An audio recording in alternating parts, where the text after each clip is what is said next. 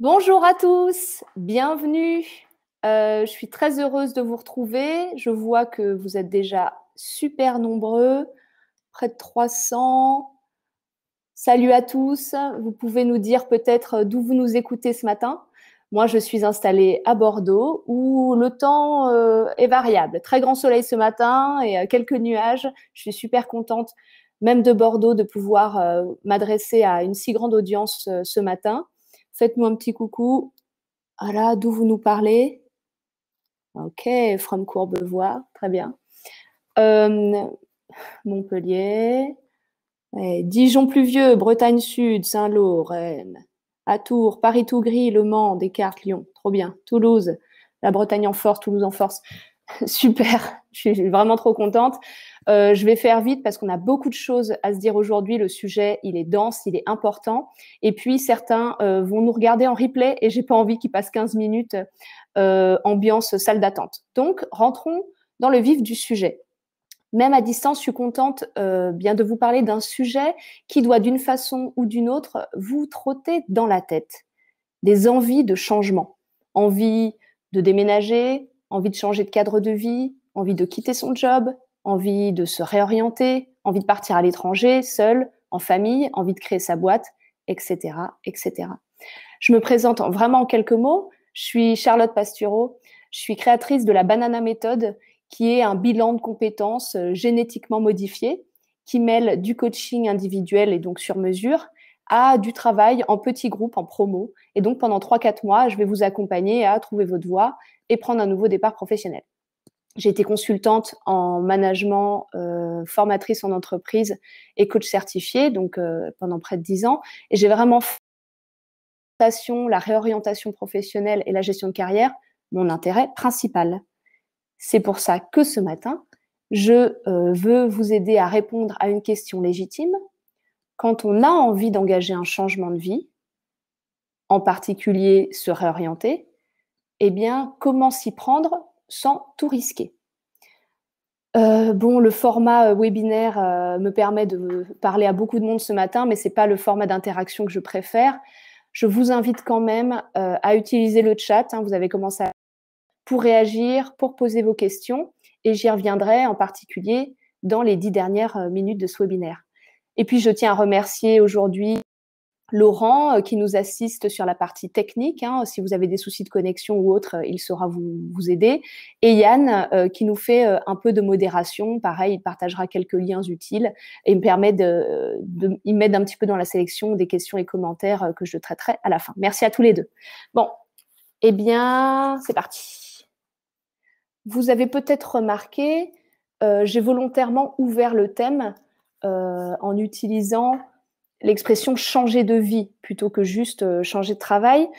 C'était volontaire parce que je me rends compte que derrière l'insatisfaction professionnelle se cachent souvent des insatisfactions différentes en fait, qui peuvent être liées à un cadre de vie, à un partenaire, à une organisation de son temps, à des occupations extra-professionnelles, à des modes de relation. Et donc parfois, il faudra changer plus que son travail pour se sentir bien à nouveau. C'est pour ça que je vais parler globalement pendant tout ce webinaire plutôt de changement de vie. Et moi, je trouve ça assez sain de se dire d'ailleurs qu'on ne fait pas reposer tout son épanouissement, tout son bonheur sur son seul travail. Alors pour commencer, j'aimerais bien savoir, puisque vous êtes très nombreux, quel genre de changement de vie vous trotte dans la tête en ce moment. On va prendre juste quelques secondes pour faire un petit sondage. Je le lance. Quel changement de vie vous trotte dans la tête et vous amène à participer à ce webinaire ce matin? Est-ce que c'est plutôt un changement de cadre de vie? Est-ce que c'est plutôt quitter votre travail? Est-ce que c'est plutôt vous réorienter vers un métier différent? Ou alors créer votre entreprise? Dernière option, c'est aucun de tout ça, c'est autre. Je vous laisse quelques secondes. Vous avez dû voir apparaître normalement le sondage. Il y en a qui répondent direct dans le chat, qui est changer de région, changer de travail, créer ma boîte, faire une reconversion mais réorienter, suivre mon conjoint, reconversion professionnelle, création d'entreprise, vie en province plus nouvelle vie, du sens, Ok, trop bien. Hop là. Je ferme les votes. Qu'est-ce qu'on a? Ah, une bonne répartition équilibrée. Vous êtes 18% plutôt changer de cadre de vie, 16% quitter son job, 34% se réorienter, 23% créer son entreprise et 10% autres. Ok, voilà, il s'agit exactement je ferme les votes, hein, vous continuez, mais on est dans les mêmes équilibres. Donc quand même une majorité se réorienter. Hein. Se réorienter. Création d'entreprise, beaucoup aussi, en deuxième position. Hop là. Normalement, vous avez dû voir les résultats se partager sur votre écran. Donc, c'est exactement de ça dont on parle. Votre présence aujourd'hui nombreuse, elle est le reflet d'un phénomène qui est massif, qui est relayé sondage après sondage. La majorité des personnes interrogées en France déclarent vouloir changer de vie. Et la crise sanitaire et l'année surréaliste qu'on vient de vivre, finalement, n'a fait qu'accentuer, accélérer un phénomène qui existait déjà. Pour moi, ce phénomène, on peut le distinguer on va dire sous deux angles. Le premier, c'est sûrement chez les jeunes diplômés et des jeunes professionnels, une espèce de remise en question du modèle de carrière qu'on leur vendait jusque-là. C'est un phénomène qui a été très bien décrit dans une enquête de Jean-Laurent Casselli qui s'appelle « La révolte des premiers de la classe » en 2017, hein, donc bien avant le Covid. Donc, phénomène intéressant où tout d'un coup, on sent qu'un modèle qui a fonctionné pendant très longtemps, eh bien, il ne l'achète plus. Et puis, deuxième angle, c'est peut-être chez des personnes en deuxième partie de carrière qui vivent une espèce de crise après une quinzaine d'années de bons et loyaux services. Eh bien, ils ont envie de reprendre leur vie et leur carrière en main. Donc, on parle de ça, cadre de vie, projet d'entreprise, temps de travail, temps libre, nouveaux métiers, quête de sens, recherche d'équilibre. En tout cas, quel que soit l'âge et la situation professionnelle, il y a dans ces envies d'ailleurs l'envie d'augmenter son pouvoir d'être, son pouvoir d'agir. C'est vraiment un élan vital. Maintenant, il faut reconnaître que cet élan vital, il est quand même plus souvent déclenché par de l'inconfort, quelque chose qui ne va pas, qui cloche. Le résultat, eh bien, c'est qu'on entend de plus en plus une ritournelle que je juge inquiétante, c'est mon point de vue, foncer, sauter le pas, mais qu'est-ce que tu attends pour poser ta démission, on n'a qu'une vie, etc. On les trouve dans des articles, dans des podcasts, dans des vidéos, des témoignages, etc. Je fais beaucoup de veille sur le sujet, donc je suis inondée de ce genre de messages. Et je dis tant pour deux raisons. Première raison, il y a une espèce de biais qui est à l'œuvre quand on évoque les parcours de reconversion professionnelle. C'est ce qu'on appelle le biais du survivant. C'est-à-dire qu'on va surestimer le poids de ceux qui ont survécu à leur reconversion professionnelle et qui en sont très contents. Et à l'inverse, on va sous-estimer le poids de tous ceux qui n'ont pas réussi comme ils l'espéraient. Donc, ça donne quand même une image très déformée des choses. La deuxième chose, eh ben, c'est qu'on mélange souvent la nécessité de sauter le pas, et c'est vrai qu'à un moment, il faudra sauter le pas, il faudra se bouger, avec la nécessité d'agir vite. Or, il me semble qu'un changement de vie professionnelle, ça se prépare soigneusement. Les risques, il faut le reconnaître, ils sont quand même nombreux quand on parle de pareils changements. Risque financier, d'abord, en tête. Ne plus gagner suffisamment d'argent pour payer les factures, pour maintenir son niveau de vie ou pour assurer, on va dire, le remboursement de ses prêts. Risque de rupture de carrière, avec cette drôle d'expression, hein, la peur d'avoir un trou dans le CV.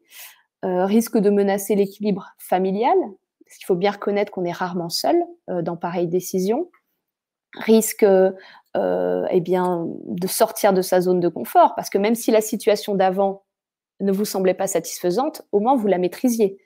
Risque d'avoir fait toutes ces études pour rien, risque de repartir de zéro, d'avoir tout à réapprendre. Et puis le risque, au bout du bout, après avoir fait tout ça, de ne pas être plus heureux après qu'avant. Donc, je pense qu'on peut se le dire tout de suite, gagnons du temps. En changeant de vie, on prend des risques. Dans tout changement, il y a une part d'incertitude avec laquelle on doit être prêt à avancer. Mais on peut changer sans tout risquer, et c'est vraiment ce que j'ai envie qu'on voit ensemble aujourd'hui. Vos situations sont, vous êtes là, 450, là, au moment où je regarde, sont très différentes. Pour certains, vous êtes salarié dans le privé, d'autres dans le public. Pour certains, en emploi, d'autres sans emploi. Certains sont entrepreneurs, indépendants, profession libérale, à la retraite. Vos situations sont trop différentes pour que je puisse entrer dans du cas par cas.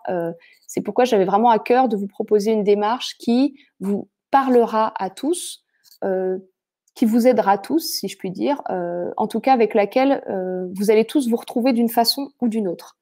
C'est une approche en 3 temps où j'utilise, vous l'aurez remarqué, la métaphore filée du voyage. C'est maîtriser vos risques de reconversion en travaillant d'abord la destination, ensuite la question des coéquipiers, de l'entourage, et enfin de l'itinéraire à prendre. C'est parti. La destination. Franchement, le principal risque d'un changement de vie, c'est de se tromper de destination, de se tromper de rêve. Reproduire le même schéma vérolé, se rapprocher des mêmes personnalités toxiques, s'astreindre à des tâches pour lesquelles en fait on n'est pas tellement doué, qui nous coûtent beaucoup à faire, ou fantasmer un projet qui n'est pas fait pour soi. Des exemples. La question oui à se poser, c'est ça, c'est est-ce le bon projet, est-ce le bon projet pour moi? J'insiste, hein, il faut se la poser, quelle que soit votre situation, parce que tout le reste sera facilité si du côté du projet, les choses sont plus claires pour vous. Moi, j'entends tellement souvent des gens me parler de leur projet et de leur personnalité, de leur caractère, et je constate de grandes incohérences. J'entends par exemple des gens qui me disent « je suis boostée par la frénésie des villes, par l'abondance d'offres culturelles, par le fait que les commerces soient tout proches. Bref, j'ai un ADN très citadin. » Et pourtant, partir sur un projet qui consiste à s'installer à la campagne. Je me rappelle également d'un jeune homme qui me disait « la sédentarité me tue, dès que je suis fixée à un lieu, je suis asphyxiée », et qui m'annonce quand même qu'il prévoit de monter un restaurant avec un copain. Je me rappelle également d'une jeune femme, RRH, ça c'est le dernier exemple, quelqu'un stimulé par le travail en équipe, par la convivialité du groupe, travail de collectif et tout, et qui décide quand même de se lancer en freelance dans une expérience entrepreneuriale très solitaire. Et puis voilà l'exemple dont je voulais parler juste avant, une jeune femme RRH qui a connu un burn-out, épuisement professionnel, parce qu'elle avait l'impression de sacrifier sa vie de famille à son travail. Et pourtant, décide de quitter sa fonction de RRH pour rejoindre un cabinet de conseil RH. J'adore le métier de conseil, mais voilà, c'est pas exactement le secteur qui facilite la création d'un équilibre entre vie de famille et vie professionnelle. Des exemples comme ça, j'en ai des tonnes, et je vous demande de ne pas rire derrière vos écrans, parce que nous sommes tous susceptibles de ce genre de paradoxe, de ce genre d'incohérence. Trop de projets sont incohérents avec notre mode de fonctionnement et nos priorités de vie. Donc moi, ce que je vous invite à faire, c'est de vérifier la cohérence de votre projet avec tout ce qui vous caractérise. Très concrètement, vous pouvez essayer de répondre à ces questions-là. Vous d'abord, qu'est-ce que vous aimez? Qu'est-ce qui vous motive? Quelles sont vos priorités dans la vie, en particulier si elles ont changé récemment? Quelles sont les valeurs avec lesquelles vous voudriez être davantage aligné? De combien avez-vous besoin par mois pour vivre comme vous le souhaitez? Quels sont les rôles qui vous réussissent, les contextes qui vous réussissent? Quelles sont ces choses pour lesquelles vous êtes doué parce que c'est naturel chez vous, parce que c'est une compétence que vous avez développée? À quoi vous aimeriez contribuer? Ce que vous ne supportez plus aussi pour ne pas le reproduire. Toutes ces questions, vous les posez, vous y répondez avec honnêteté et lucidité, et vous comparez avec le projet que vous avez en tête.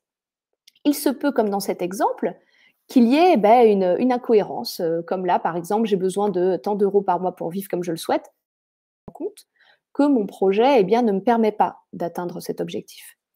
Dans ce cas, la question à vous poser, c'est est-ce un compromis acceptable? Si oui, vous avancez en conscience avec, j'allais dire, cet élément important pour vous, mais que vous n'avez pas réussi à satisfaire.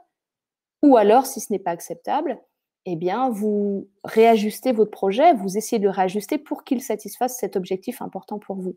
Mais vous faites tout ça avec beaucoup de conscience, d'honnêteté et de lucidité. Ça me semble vraiment essentiel.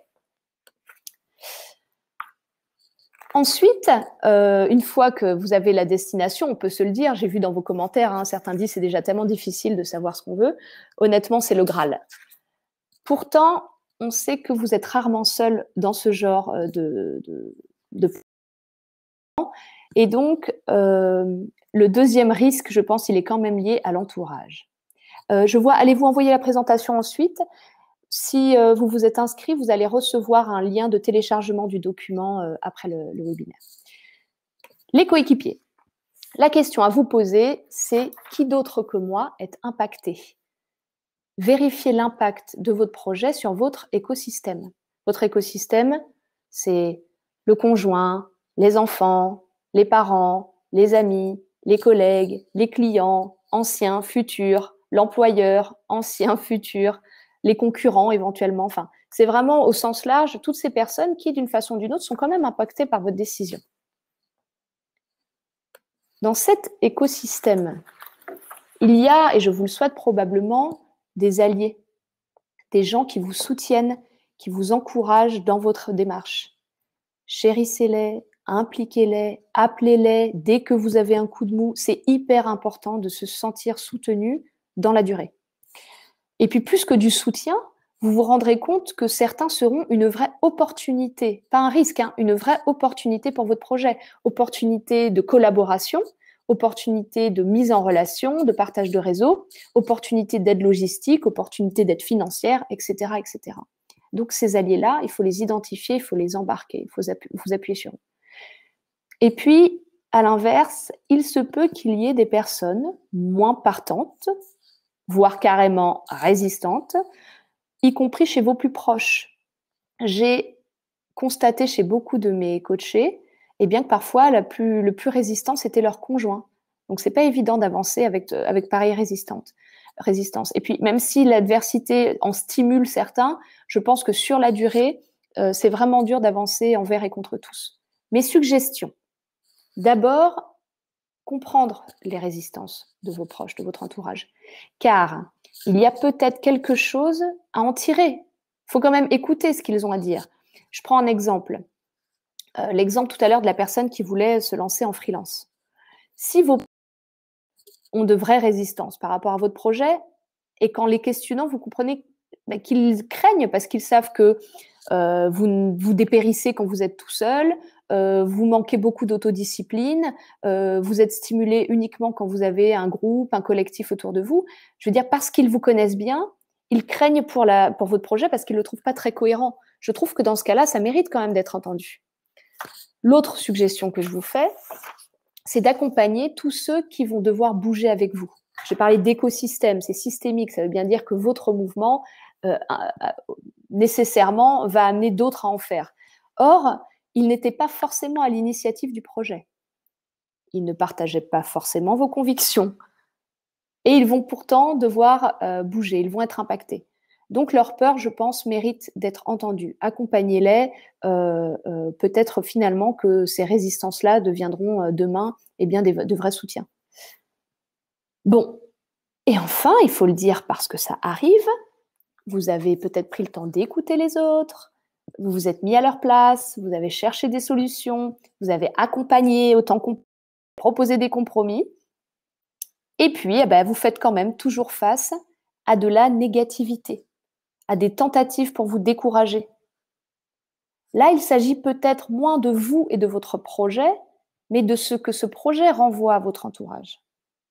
Alors, pour ne pas vous laisser bouffer par les doutes des autres, envisagez peut-être de les éviter quelque temps, pour le bien de tous. C'est dur à dire, mais en phase de transition professionnelle, tous ceux qui y sont passés en font le constat. Il y a des...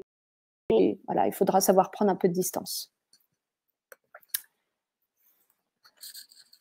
Si votre destination est claire, que vous avez réglé cette question des autres, de l'entourage, donc moi, mon projet, c'est OK. Les autres, mon projet, reste peut-être le plus important, l'itinéraire à prendre. Le plus important dans le sens où c'est le levier qui vous permet de maîtriser vos risques. La question à se poser, c'est donc, quels sont les itinéraires possibles? Pour aller du point A au point B, il n'y a pas qu'un itinéraire. Il y en a plusieurs que je vous invite à définir en fonction de vos besoins. Certains scénarios vous permettront de prendre le temps de préciser votre projet.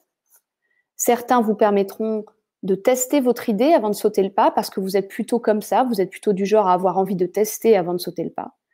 Certains vous permettront d'assurer une continuité de revenus, parce que c'est une nécessité pour vous.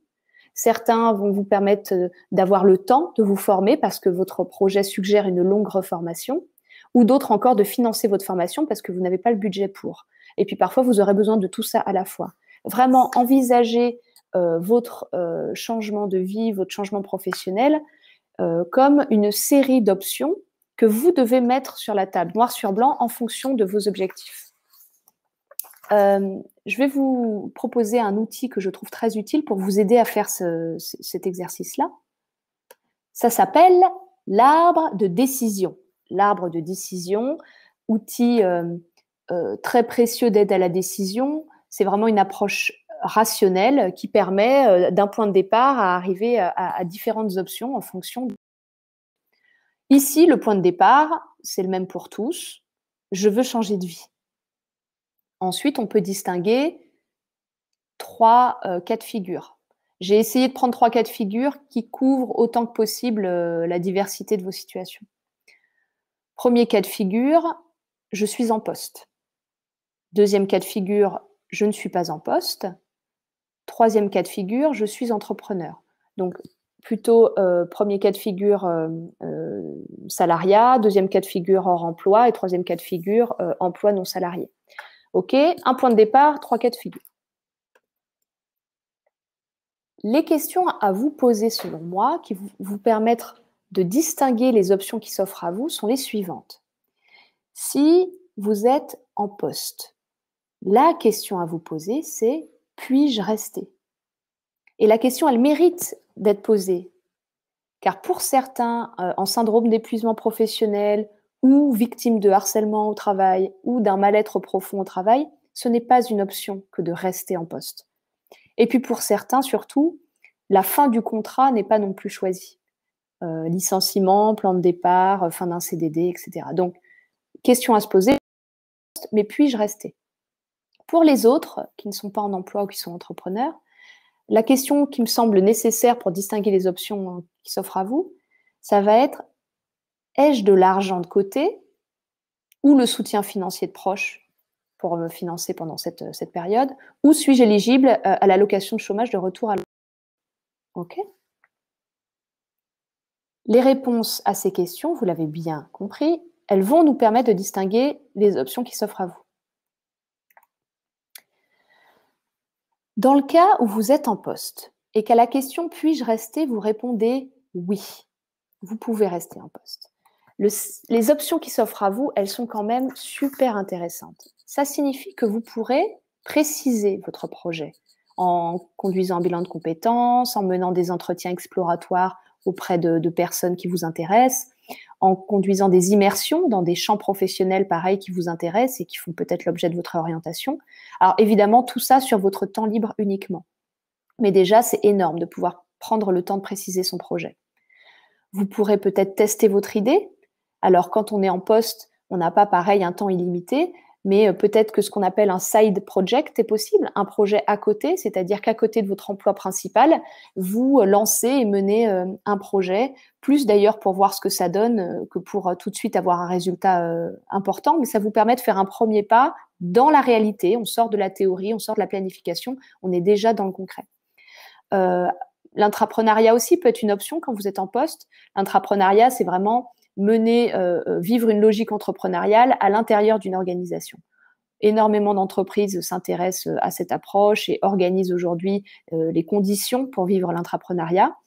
Donc, ça vous permet de sortir un peu de votre poste, de votre rôle, de ce que vous faisiez jusque-là et de sortir de vos zones de confort pour vous tester des idées qui vous intéressent avant peut-être demain de quitter votre entreprise.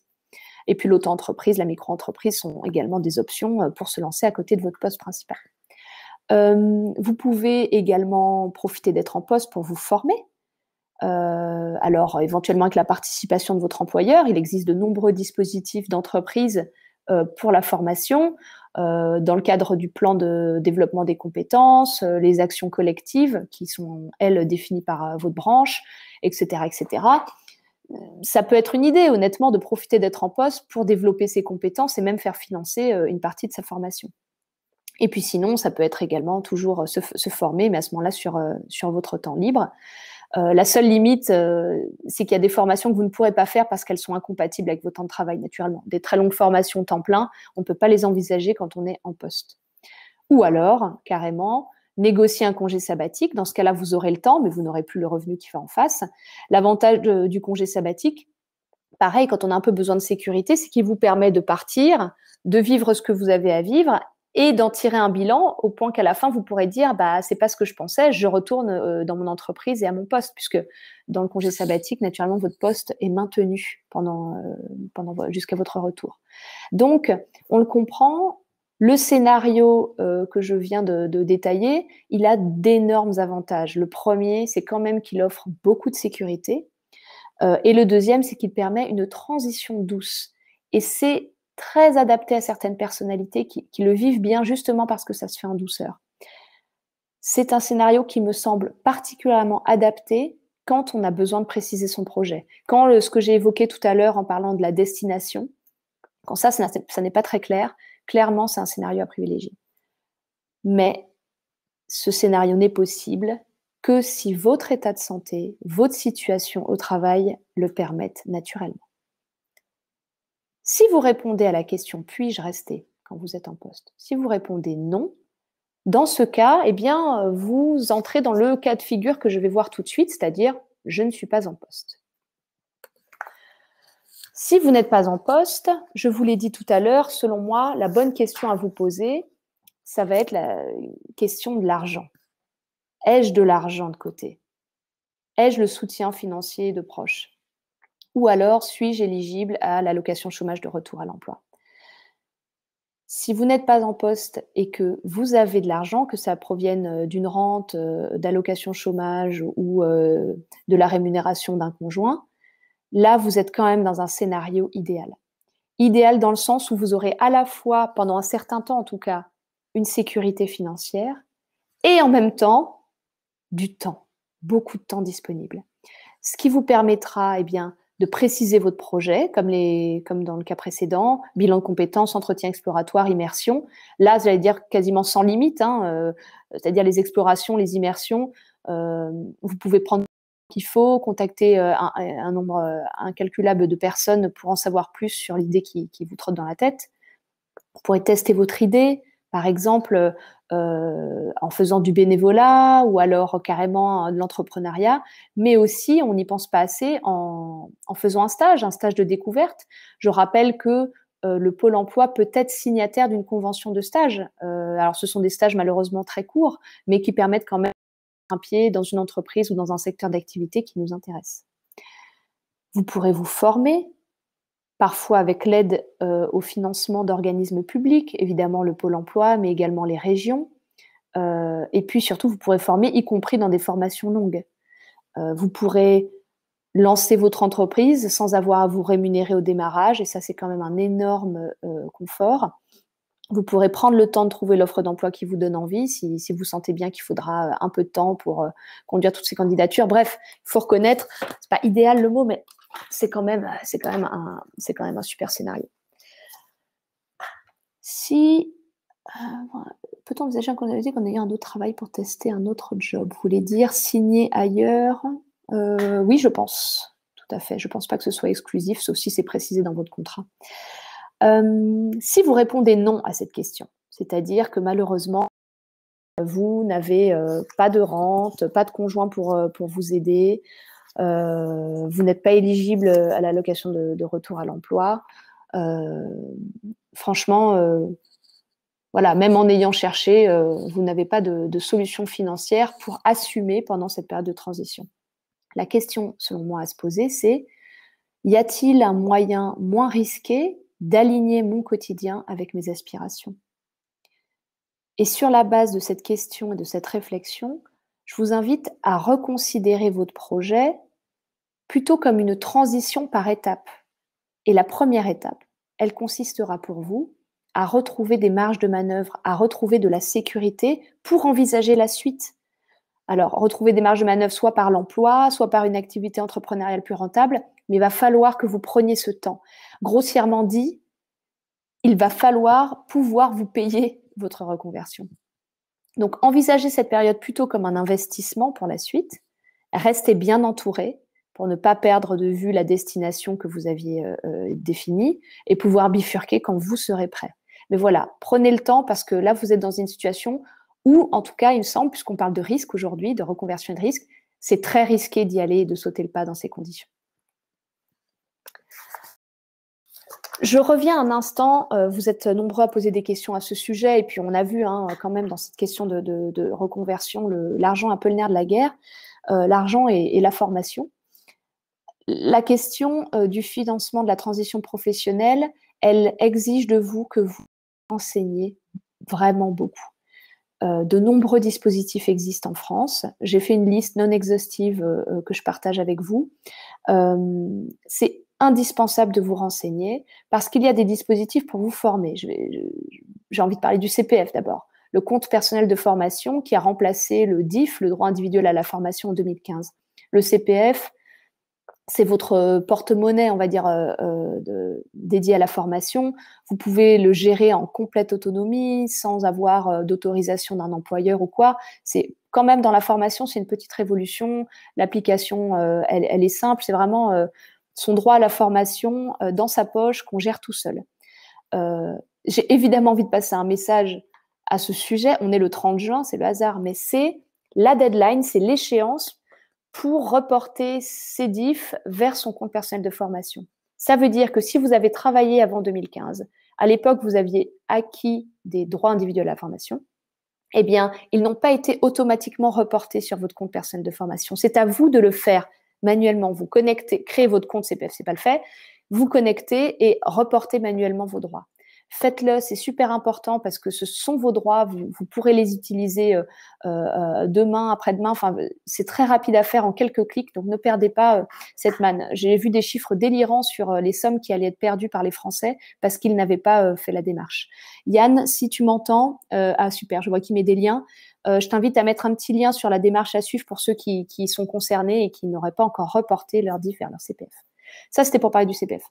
Je voulais vous parler aussi, bon, le CPF de transition professionnelle, c'est le nouveau nom du congé individuel à la formation.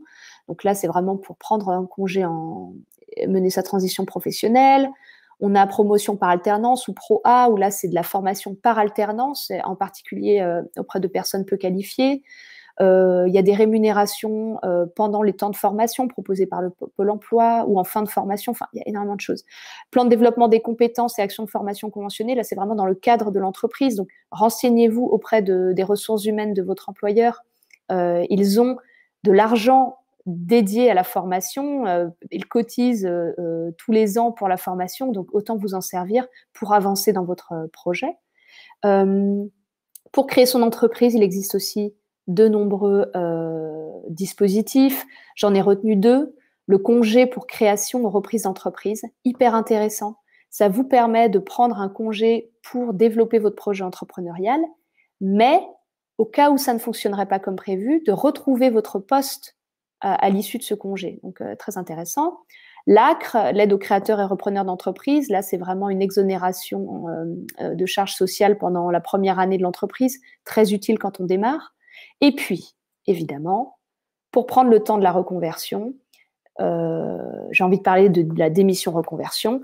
La démission reconversion, qu'on appelle aussi démission Macron, puisque c'est sa réforme qu'il a instaurée, c'est une démission qui donne pour la première fois droit aux démissionnaires de toucher l'allocation de chômage de retour à l'emploi. Évidemment, sous condition. La première, c'est d'être salarié en CDI de droit privé au moment de la démission. La deuxième, c'est de justifier d'au moins 5 ans d'activité en continu, ou de plusieurs employeurs, mais 5 ans quand même. Et puis surtout d'avoir un projet de reconversion professionnelle bien préparé. Bien préparé, ce n'est pas un vain mot. Il y a une commission indépendante dans votre région qui va étudier votre dossier pour juger du caractère sérieux et réel du projet. et qui vous donnera une réponse dans un délai de 2 mois.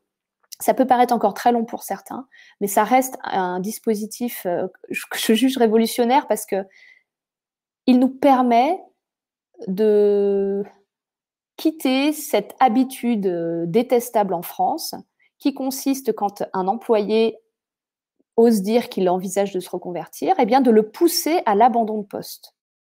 Déjà eu des gens autour de vous, peut-être vous l'avez dû le faire, vous pousse à l'abandon de poste parce que derrière, voilà, en gérant bien le départ de l'entreprise, eh bien vous aurez droit à vos allocations chômage.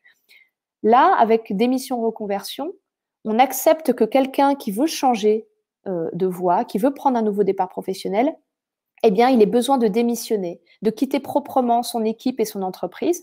Et pourtant, il a quand même le droit à des allocations chômage parce que, et ça sera nécessaire pendant le temps de la reconversion, d'avoir cette sécurité financière. Donc moi, je trouve que dans l'esprit, c'est vraiment un dispositif là où les pratiques étaient plutôt malsaines.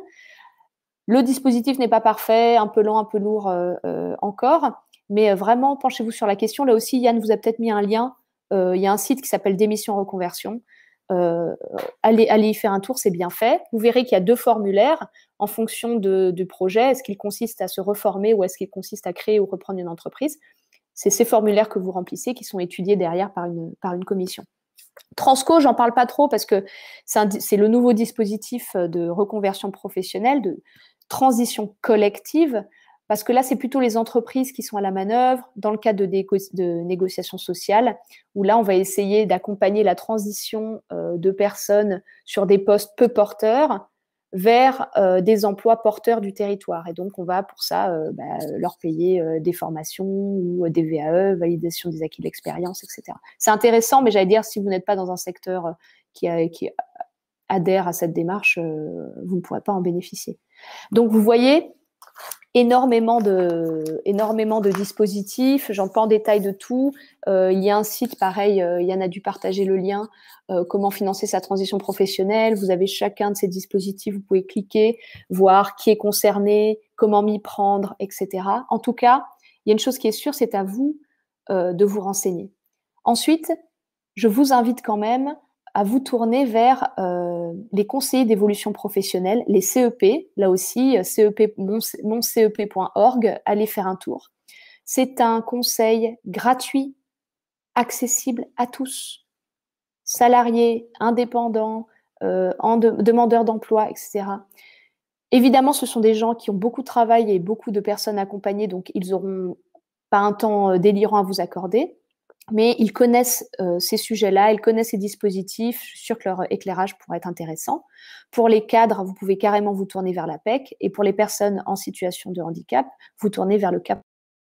Vous avez des interlocuteurs, vous avez du conseil gratuit, accessible. Donc franchement, foncez, allez-y. Maintenant, je vais redire ce que je répète webinaire après webinaire. La question de l'itinéraire, c'est vraiment la dernière question. La question de comment je finance, c'est effectivement la dernière question. Je sais que souvent, c'est celle qui vous occupe, vous préoccupe le plus, je le comprends. Mais ce que je constate, c'est que souvent, si c'est difficile, si ça patine ou si à la fin, ça ne marche pas comme prévu, c'était moins à cause de ce dernier point qu'à cause du premier.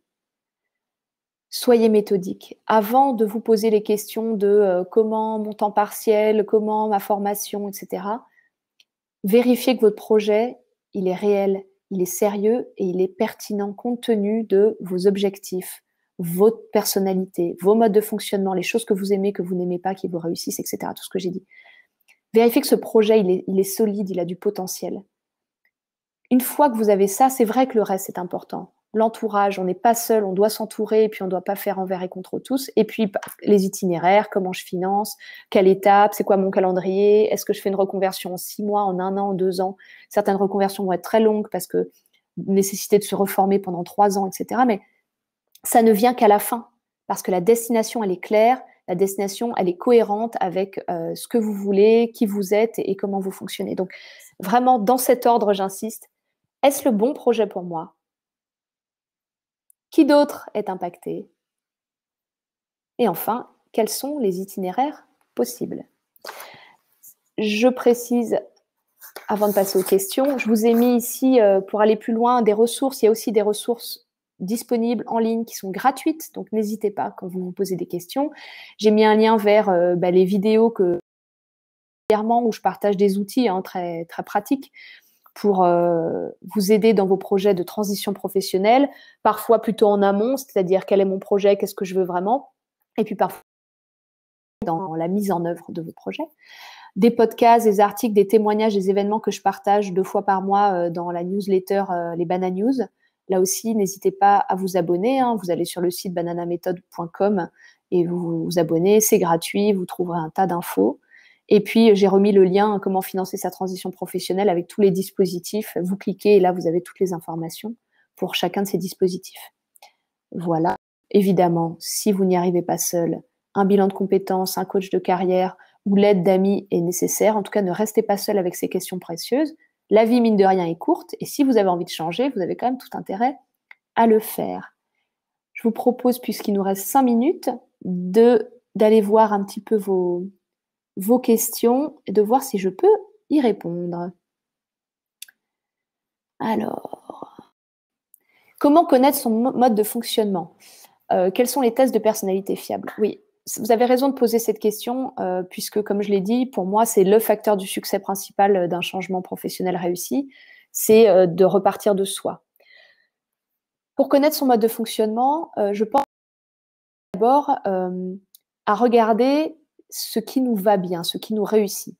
Pour ça, moi, il y a un exercice que j'aime beaucoup qui consiste à repenser à des épisodes professionnels et non professionnels, on s'en fiche, où vous vous êtes senti particulièrement bien, à votre place, satisfait, satisfaite de ce que vous faisiez, parfois même fier. Repensez à ces épisodes dans vos études, ça pouvait être au travail, ça pouvait être un moment de famille, ça pouvait être un moment seul.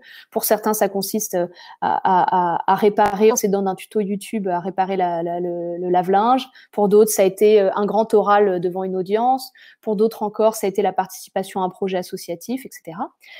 Quand vous avez ces moments, 1, 2, 3, essayez au moins d'en avoir 3, mais vous pouvez aller jusqu'à 5, essayez de les décrypter. Qu'est-ce qui explique que vous gardiez un si bon souvenir de cet épisode? Qu'est-ce que vous faisiez? Quel était le contexte? Étiez-vous seul ou entouré? Quel était votre rôle? Quelles compétences vous mettiez à l'œuvre? Voilà, vous faites le tour, vous décryptez un peu ces moments que j'appelle moments de flow, qui est un concept que je n'ai pas inventé, mais pour vraiment se dire, il y a des choses, des circonstances, des rôles, des tâches, des contextes qui me vont bien, où je me sens bien et je suis meilleure. C'est ça que vous devez trouver. Ce que vous pouvez faire également, c'est d'interroger votre entourage. L'effet miroir que vous offre le feedback des autres est super précieux. Il y a des choses qu'ils voient que vous ne voulez pas voir ou que vous ne pouvez pas voir. Donc, n'hésitez pas à demander à vos proches. Qu'est-ce que vous ressentez à mon contact? Pour quel genre de choses vous me demanderiez de l'aide?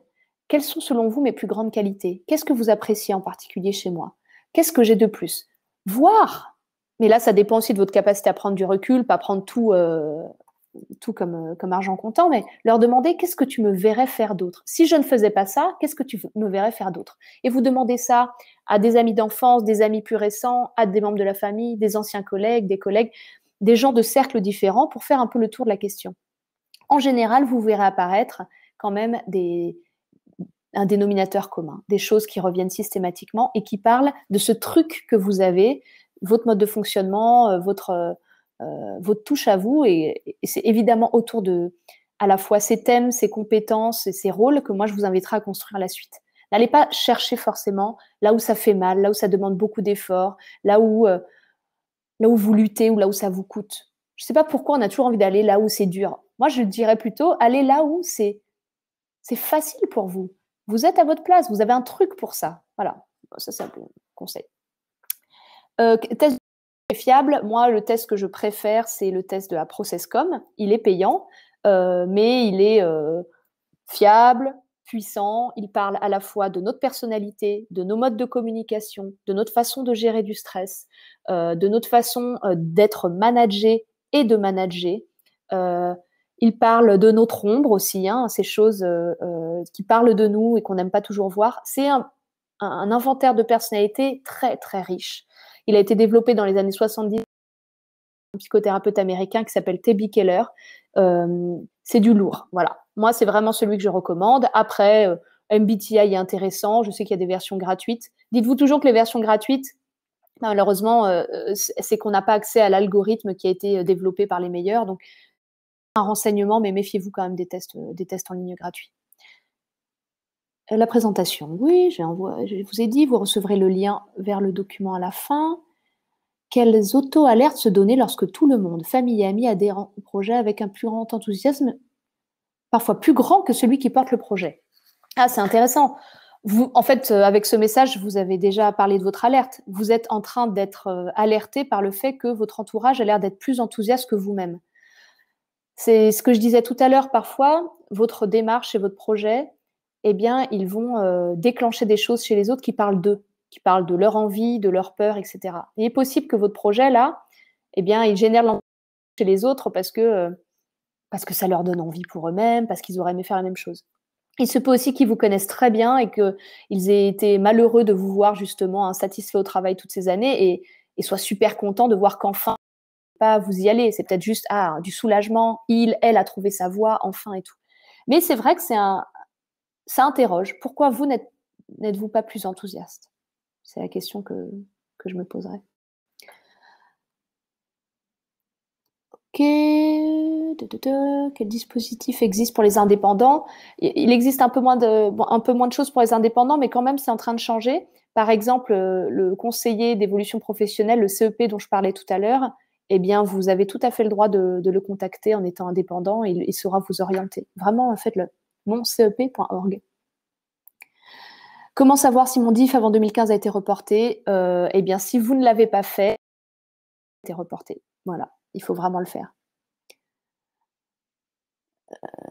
Peut-on bénéficier du CPF de transition professionnelle lorsqu'on avait un CDI, mais qu'on est parti à l'étranger un an entre-temps?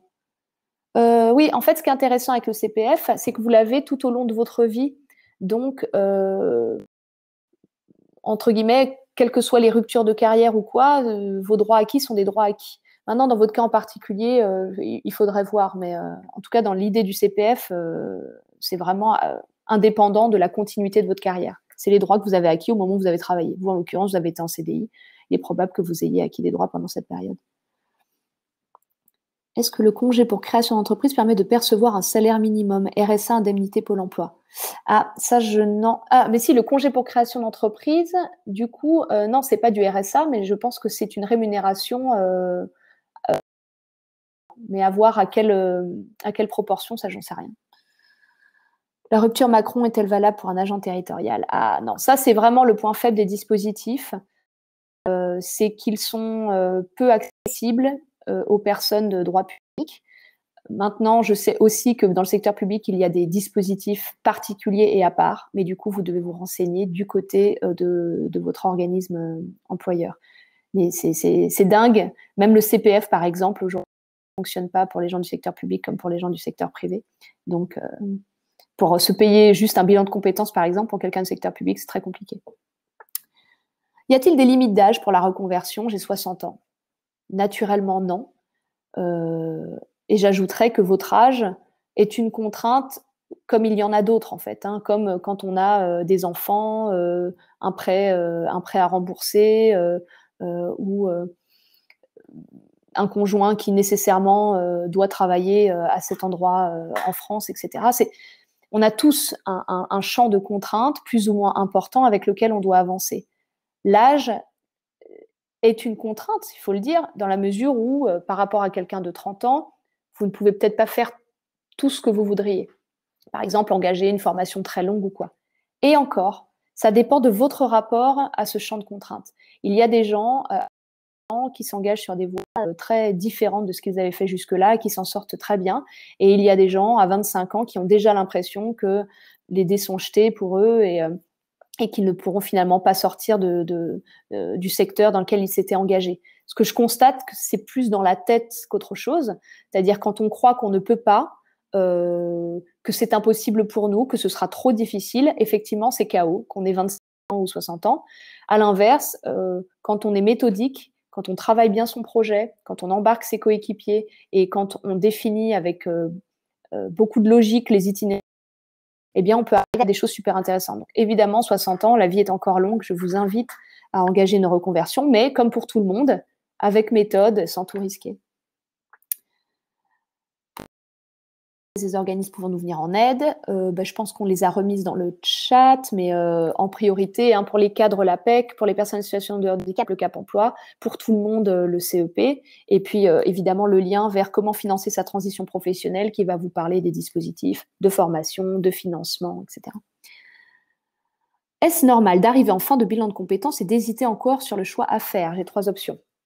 Oui, évidemment. Un bilan de compétences, c'est très précieux quand c'est bien mené, puisque ça vous permet à la fois de mieux vous connaître, de repartir, comme je le disais, de ce qui vous caractérise et ce que vous voulez faire, et d'avoir un rapport assez pragmatique au marché de l'emploi aussi. Qu'est-ce que je peux faire compte tenu de mes compétences, de mes envies et de la tête du marché de l'emploi? Qu'est-ce qui s'offre à moi? Et donc, vous avez un travail très personnel pour clarifier votre projet et très tourné vers l'autre, c'est-à-dire explorer les pistes, interviewer, faire de l'immersion et tout ça. Mais une fois que vous avez mené toutes ces enquêtes, intérieures, extérieures, eh bien, il y a peut-être 1, 2, 3 scénarios qui vous plaisent sans que vous sachiez les distinguer. Vous aimez beaucoup le scénario 1 parce qu'il vous offre beaucoup d'autonomie, le deuxième parce qu'il vous permet de basculer, de faire la transition très vite, et le troisième parce qu'il va nourrir votre besoin de créativité. Là, c'est encore un peu l'arbre de décision, quoi. Qu'est-ce que vous voulez faire? De quoi vous avez besoin immédiatement? Si vous avez besoin de vite changer, à ce moment-là, peut-être aller vers le scénario qui vous permet de vite changer. Mais si vous sentez que vous ne serez heureux, heureuse que si c'est votre besoin de créativité qui est au cœur du projet, à ce moment-là, c'est plutôt le scénario 3, etc., etc. Essayez de voir, parmi les critères que vous avez retenus, lesquels sont aujourd'hui les plus importants, les principaux pour vous aider à prendre cette décision. Mais donc voilà, fin d'un bilan de compétences, ça peut vraiment arriver d'avoir plusieurs options. En revanche, vous devez terminer votre bilan de compétences avec une feuille de route très claire. Voilà ce que j'ai à faire pour arriver à une réponse, à une solution dans quelques temps. Le replay, évidemment, est-ce qu'il y a un replay? Il y en a un. Je crois que le lien vers le replay est systématiquement partagé à ceux qui se sont inscrits. Peu le temps de noter les questions à poser à l'entourage. Vous pourrez regarder le replay. Les fonctionnaires, j'ai répondu. J'ai été salarié de 84 à 95, puis travailleur indépendant. Ai-je un DIF? Alors, quand est-ce que le DIF a été créé? Je ne veux pas dire de bêtises. Si ça remonte avant 95, oui. En tout cas, ça mérite vraiment que vous vérifiez l'info aujourd'hui, parce que c'est aujourd'hui la deadline. Quelle solution lorsque tous les dispositifs de financement ont été utilisés? Eh bien, c'est ce que je disais tout à l'heure, quand vous êtes dans une situation où vous n'avez pas le budget pour soit vous payer votre formation, soit pour assurer votre continuité financière, regardez si vous ne devez pas réétaler, j'allais dire, dans le temps votre projet, d'autres étapes pour retrouver des marges de manœuvre, pour investir sur la suite. Si vous savez qu'à un moment ou à un autre, votre transition passera par cette formation et que vous avez besoin de vous la payer, eh bien, il faut vous donner les moyens de la payer, soit avec l'aide des autres, soit par votre travail et vos revenus pendant un certain temps. Honnêtement, quand on fait ça, eh bien, comme ça a du sens, on travaille, on sait pourquoi on fait ce compromis, en général, il est beaucoup plus vivable que quand on subissait la situation. Ça, je l'observe chez tout le monde. D'ailleurs, j'observe chez mes clients que quand ils commencent le programme, ils vivent déjà mieux leur situation, alors qu'en gros, rien n'a changé. Ils sont dans la même boîte, au même poste et tout. Mais comme ils reprennent leur destin en main, comme enfin ils s'attaquent à cette question qui en général les obsédait depuis un bout de temps, eh bien ils se sentent déjà mieux parce qu'ils savent que tout ça est temporaire et les mènera de toute façon, que ça mette 6 mois, 1 an ou plus, les mènera vers une situation plus satisfaisante pour eux-mêmes. Voilà, je vous remercie pour vos questions. Merci à Yann. Petite sélection et me permet quand même de vous répondre. Il est 25, on arrive au bout. Un grand merci pour votre participation nombreuse aujourd'hui. Si vous avez des besoins de contact, de questions, vous avez mon email charlotte@bananamethod.com.